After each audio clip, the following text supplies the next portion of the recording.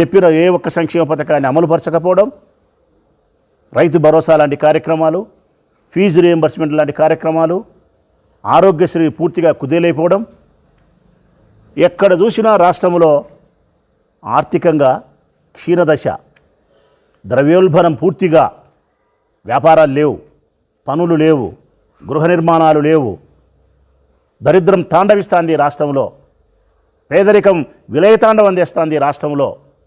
చంద్రబాబు నాయుడు ప్రభుత్వం వచ్చినప్పటి నుంచి పేదవారి జీవితాలలో 3 పూట్ల అన్నం తినడానికి కూడా బరువే పరిస్థితులు కనిపిస్తూ ఉన్నాయి. గతంలో అట్లా లేదు. ఏదో ఒక సంక్షేమ పథకం పేరుతో జగన్మోహన్ రెడ్డి గారు పేదవారిని, మధ్యతరగతి కుటుంబాలను సంరక్షించినాడు.